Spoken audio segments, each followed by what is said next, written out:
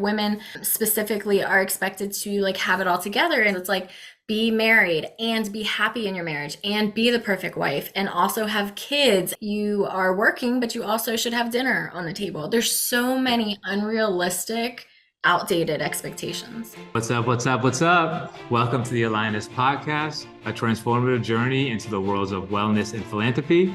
I'm your host, Dr. Nikhil Sharma, and I'm so grateful to have you guys here with us today. All right, let's get into it. Today's episode, we'll be discussing the mind, body, and soul of women and how to compassionately rewire thinking. Today's guest is 𝐦𝐨𝐵𝐿, who is a trauma-informed, holistically trained licensed therapist and a coach for women with 15 plus years of experience in the mental health field. Welcome, 𝐦𝐨𝐵𝐿, to the AlignUs podcast. We're so grateful to have you here with us today. Thank you. All right. Well, before we get started in discussing our podcast episode today, can we just get a little bit about your background and what brought you to this subtype of patient population? Mm-hmm. Sure. As a child and a teenager, I had a bit of a rough upbringing. I didn't even think I would go to college. So eventually, when I decided to go, I thought, okay, let me go through this college book and cross out everything that doesn't look interesting. And it left me with psychology, social work, and sociology, I think. So from that path, I went down the social work path and I realized like I really loved working with people and helping them feel like seen and heard and not alone.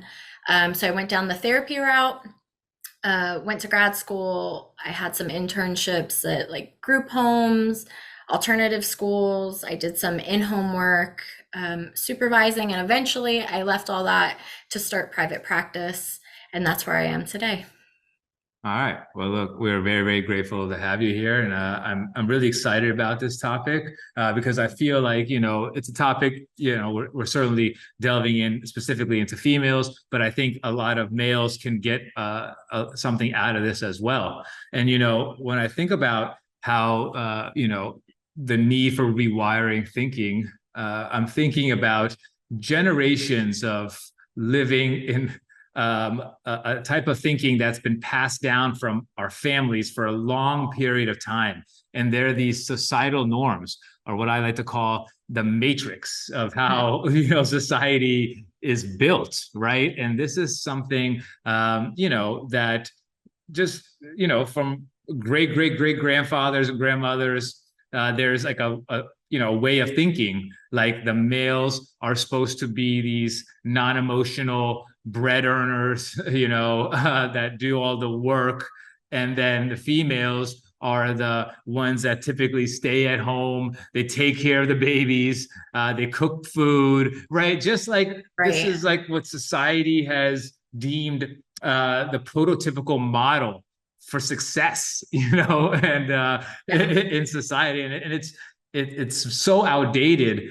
And I'm glad we're able to now, at least in our generation, I feel, break those generational curses, I feel, Mhm. and Yes, I rewire, agree. right? And like Yeah. rewire our thoughts to empower ourselves that the way society has built a certain structure does not work for everybody, Hmm. and so it's important for us really to realize that each one of us is on our own journey, and we must be true to who we are on the inside in order for us to live a fulfilling life, right? Absolutely. Yeah. So what, how have you seen these societal beliefs and cultures impact, women's beliefs and their abilities in your experience? Yeah. Yeah. I think for so long, women weren't even really allowed to dream and think about, what kind of life they could have or what purpose their life could have outside of societal expectations, which was really like just keep the household running and keep your mouth shut and stay in the background. It's Um, true.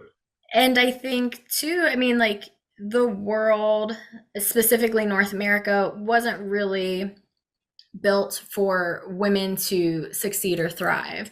And unless you were typically, a straight white male, if we're going historically, Yeah. you've always had to do extra to just kind of maybe meet the threshold of being enough. And so I think now we're certainly in recent generations trying to change that. And I think a big part of changing that comes from that mind, body, soul connection and finding acceptance and validation and goals and dreams from within, not from what society tells you um, is the right thing to do or the checkbox. Yeah, and I really, totally agree with what you had just mentioned. It's very hard at times, and I can speak for myself in terms of the societal pressures that I was given was that 𝐤𝐤𝐤, you must be a doctor or an engineer. You must get married by 28 or 29, because if you don't, then people think something's wrong with you, right? And it's like then you start seeing people around you all falling into that pattern, and then when you're not falling into that pattern, you start believing like in your core that something's wrong with you. Yes, absolutely. It's like, am I broken? What's wrong with me? Why am I not getting it? Right. And so I know I have dealt with those societal pressures and have had to deal with my own, misery I feel that was placed upon me for no valid reason at all, except for the fact that that's the way my parents got married or the way their life ended up being, and that's how their parents' lives ended up being. And so that's all they knew. So what they knew, they just tried to transfer over onto me, right? And I feel Right. that happens to all kids out there. That you're being taught a language that has been passed in our genes, in our Mhm. DNA. I feel, to be Yeah. honest, embedded in us. Yes, I So changing agree. that is hard. I feel.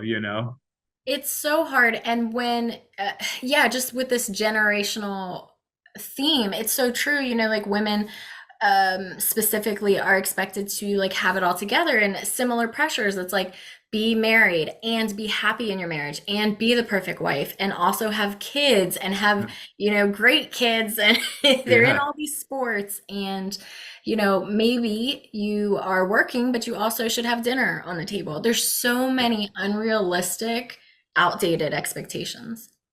Right. And it's just hard, but I feel like for those that are listening here, you did the right thing. It's you have to first start, right? Like you Yeah. have to start somewhere. You have to either start listening or getting some self-awareness books or becoming more in tune with your Mhm. mind, body, and soul. And oftentimes what I realized is that our our upbringing causes us to not trust our intuition at times, Yes. because right, like, because I feel like, for example, kids go up to their parents and be like, oh, Uncle Jack, I was a little too touchy feely with me earlier today, Mom. I don't know what should we do. And then the parents are like, oh no, that's just how he is, right? And then Right. right, and then or at school, so and so bullied me, Mom, Dad. Oh, that's just how high school is. Don't worry about that, right? Like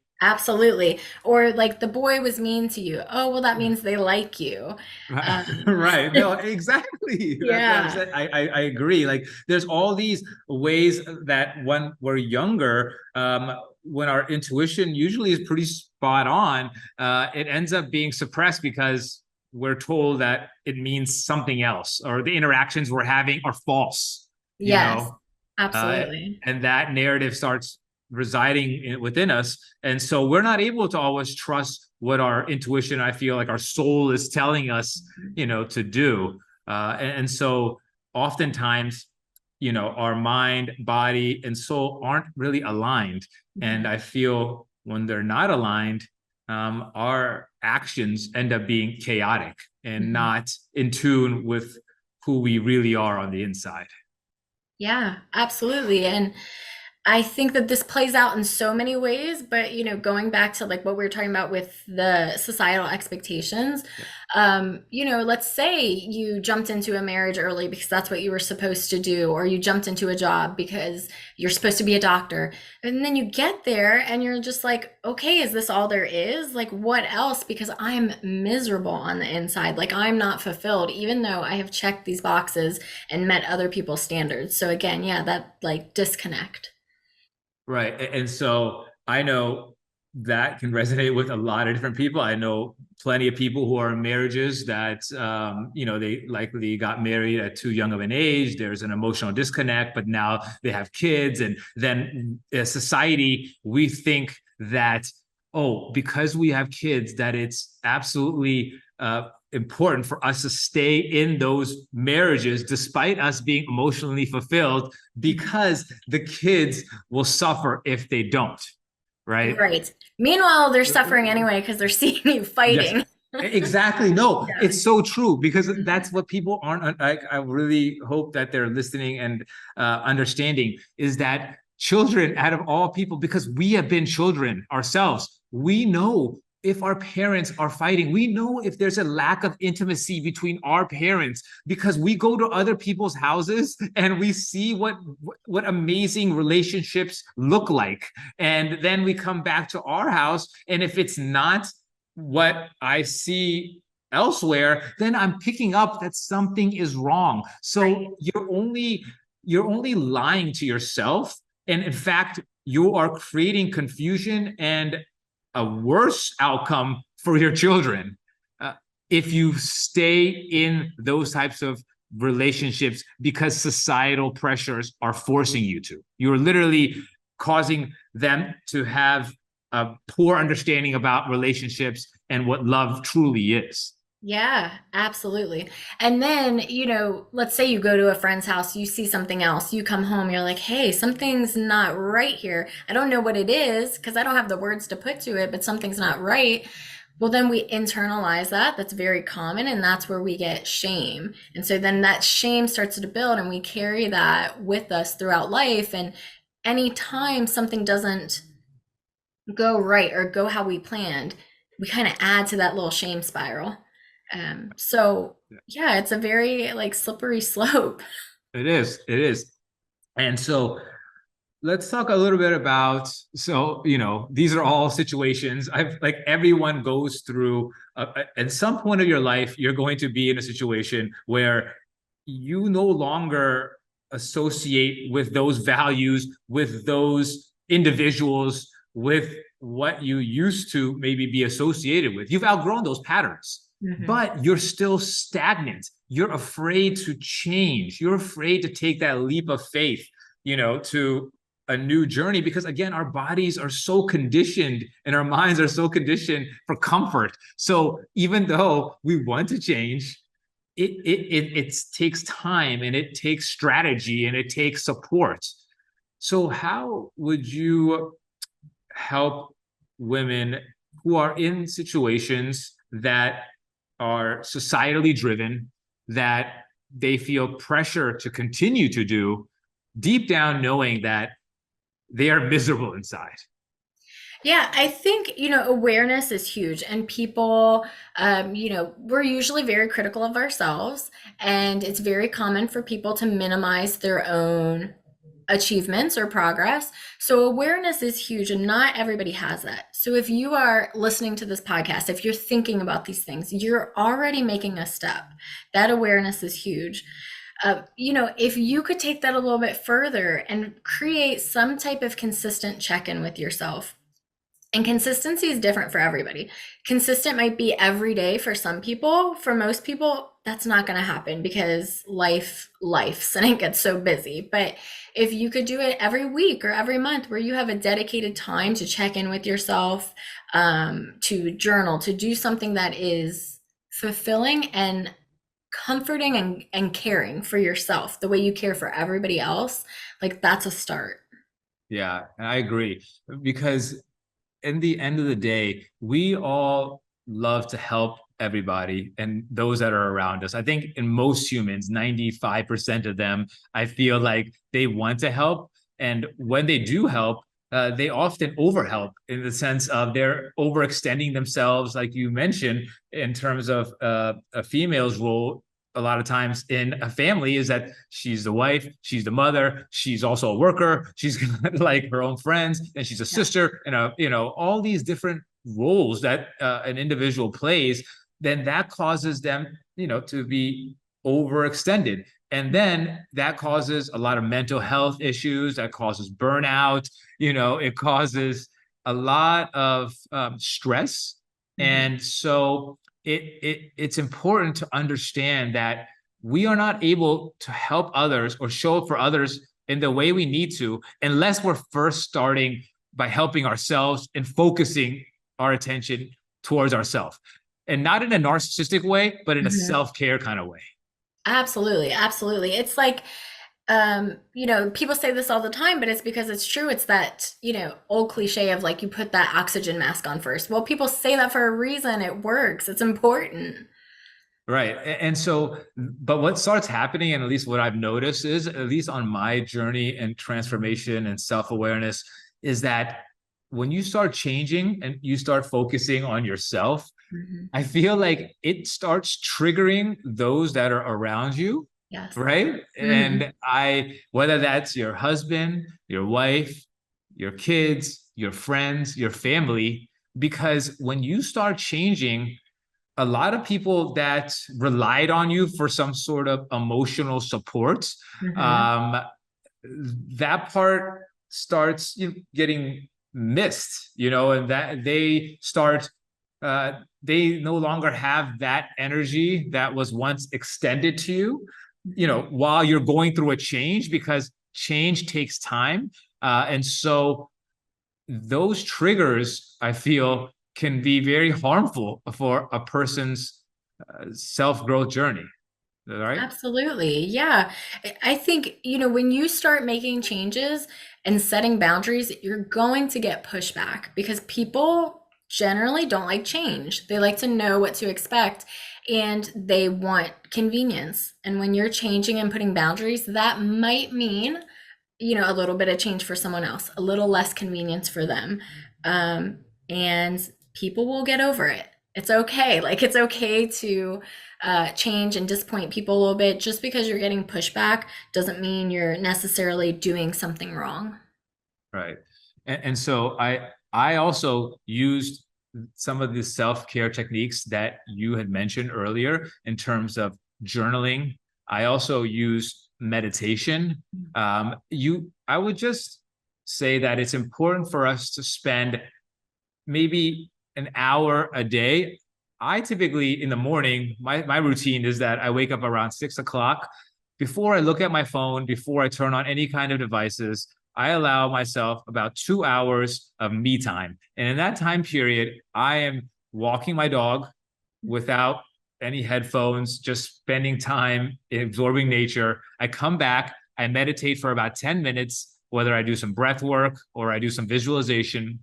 I do about 10 minutes of journaling. And it's incredible what journaling does. It literally allows you to first check in with your emotions in the morning. Like, I typically try to figure out what I'm feeling, whether it's positive, whether it's anxious, tired, energetic, those types of feelings. Because once I identify how I'm feeling in the morning, it helps me better manage my day. Because if Mhm. I am feeling anxious or a little tired, then you know what? I'm not going to go on that like maybe hardcore physical activity that I was once thinking of doing, because that is just going to drain me out more, right? Right. And so it's becoming aware of what your emotions are, and that's what journaling tends to do. And then in the afternoons, I circle back to my journal and I'll write what went well today and what I can improve upon.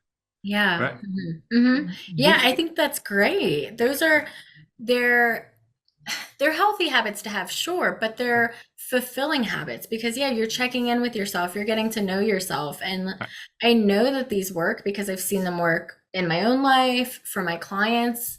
It's very helpful. Yeah. Right. And it's just, people need to understand that personal growth and that journey, you have to be very compassionate about all that has happened in the past, Mhm. because we cannot change any of what has brought us here today, right? We cannot Right. blame our parents. We cannot blame, society, right?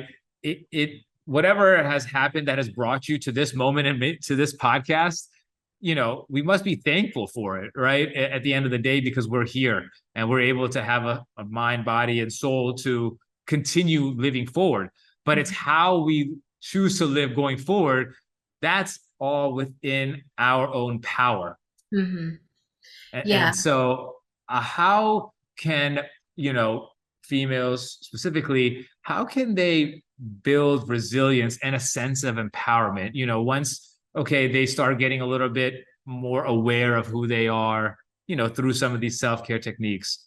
How can females, now that they understand a little bit more about themselves, empower themselves to go and make decisions that are going to be impactful in their life? For instance, if it has something to do with a relationship that they're in, or if it has something to do with a job that they're in that's very unfulfilling.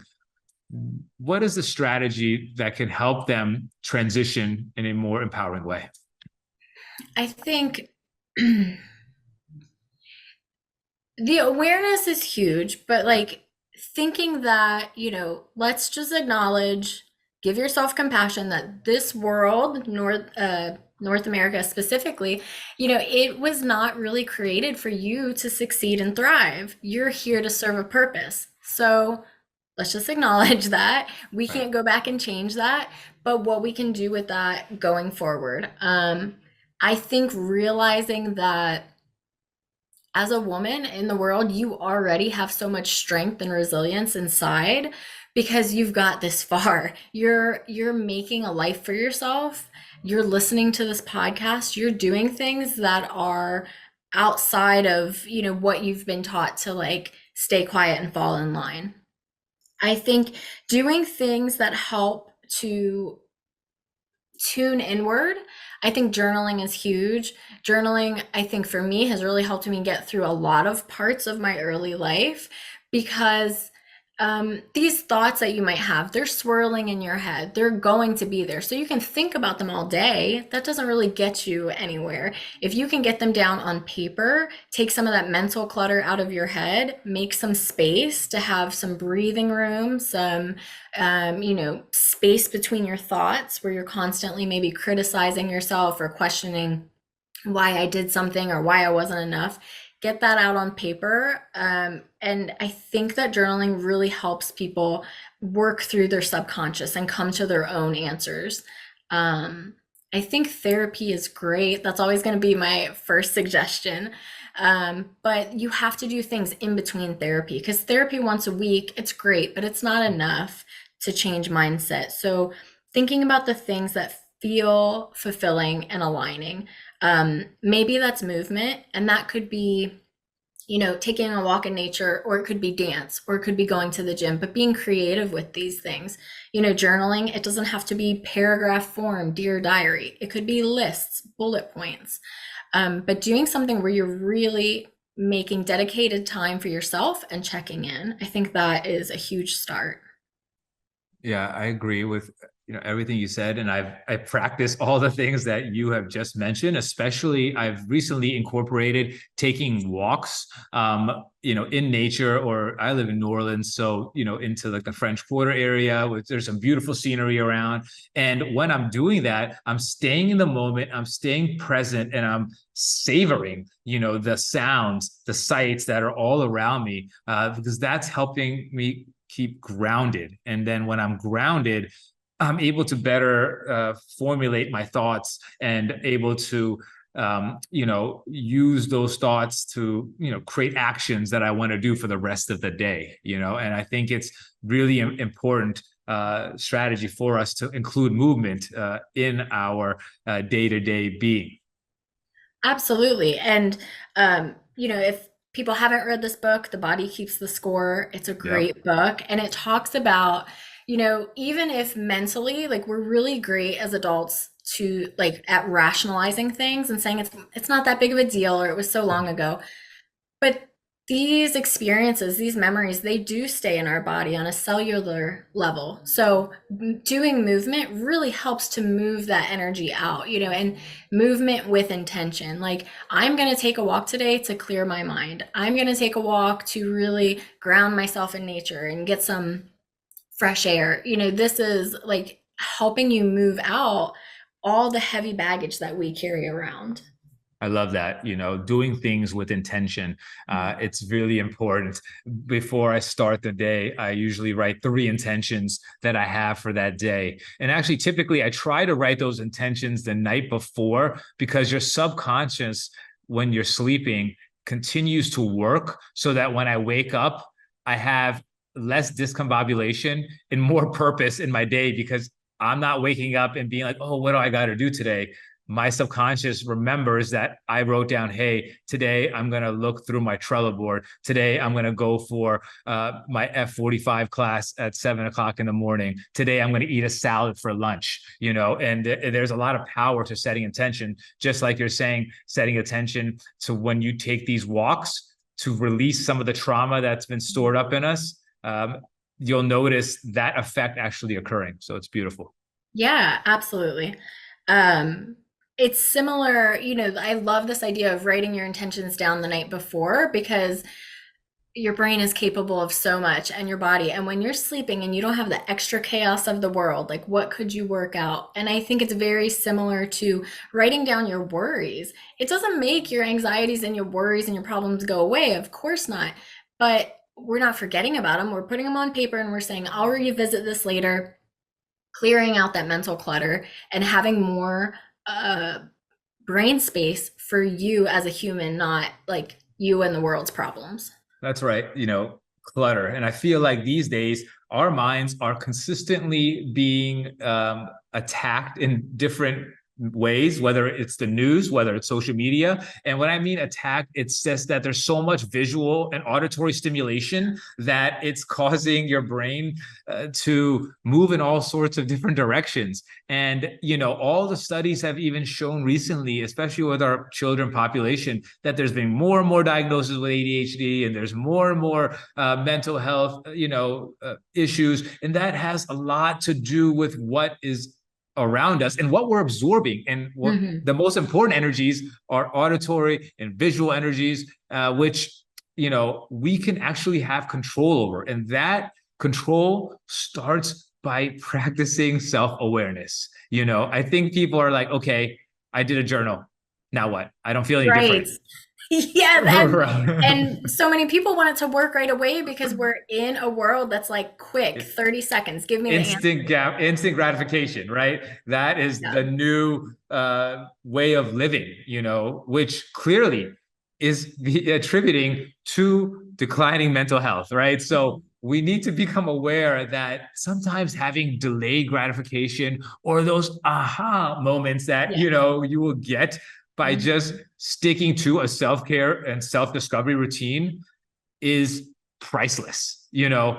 I want to say that I started this routine. It's been about 1 year. It took Mm. me 1 year now of discovering what self-awareness is, what a healing journey is, what being compassionate about yourself is all about.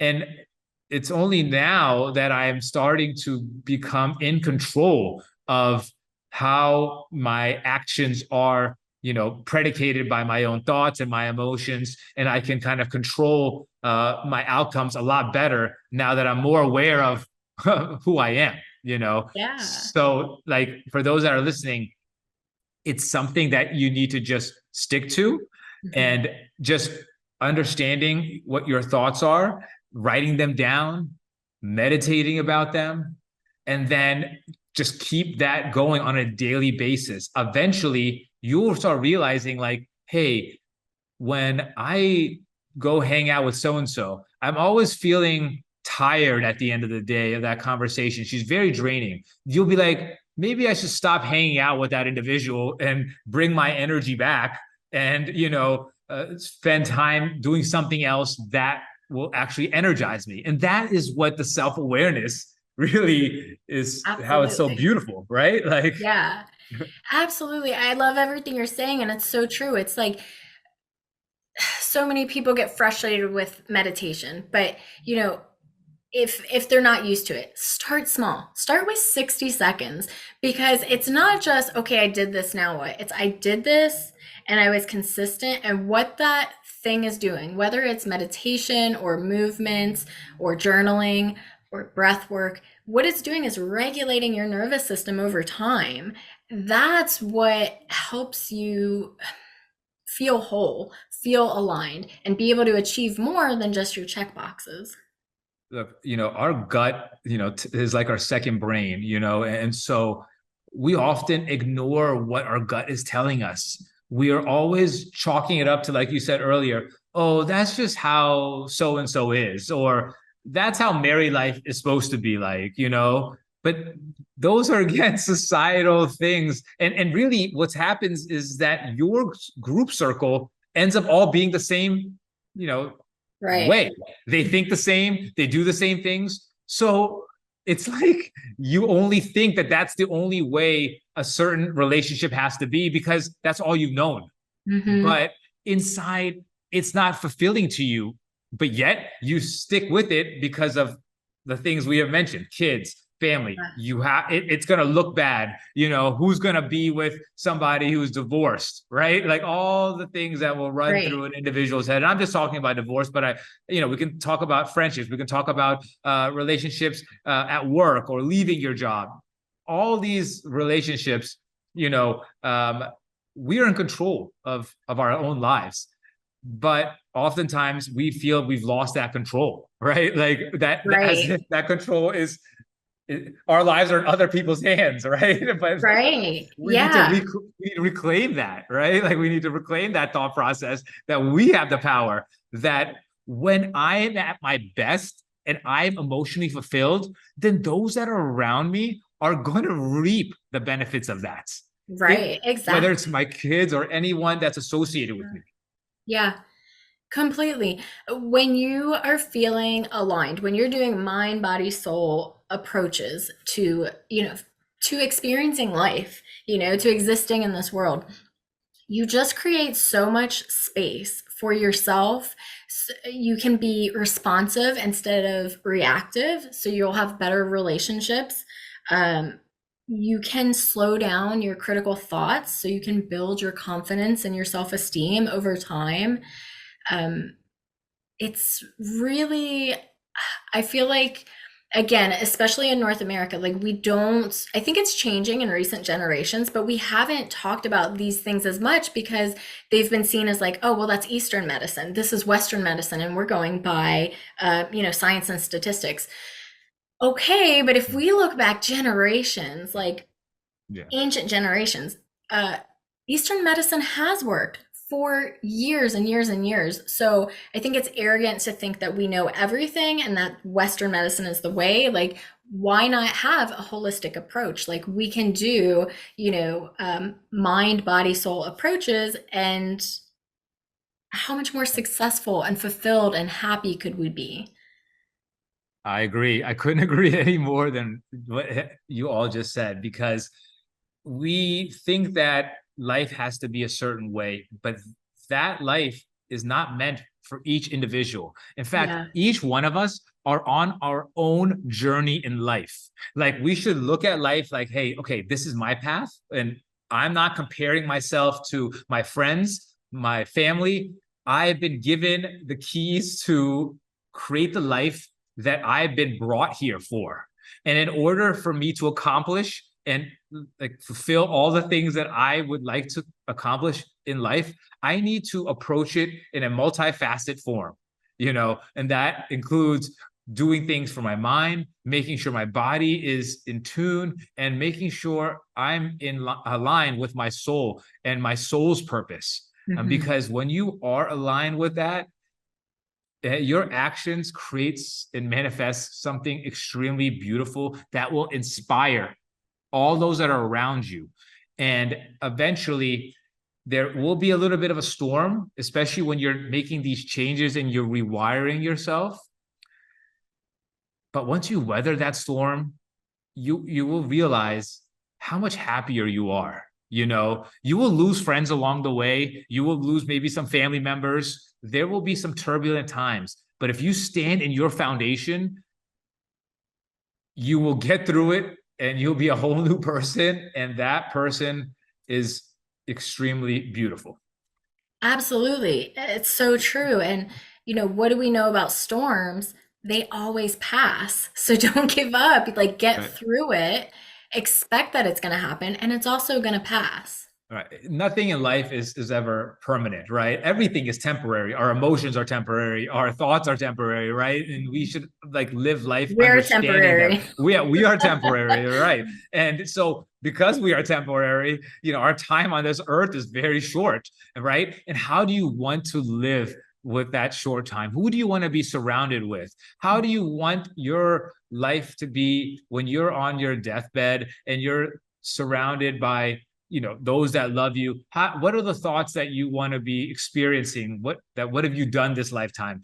Was what you did aligned with what your soul wanted to do, or did you just settle throughout life and maybe have a lot of resentment, and never took that leap of faith that you should have taken, right?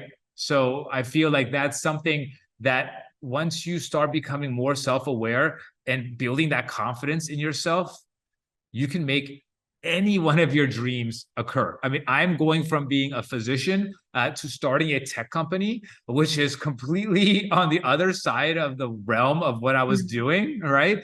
Yeah. But it's taken a lot of self-care, compassion, and awareness of like, hey, you know what? This is driving my soul.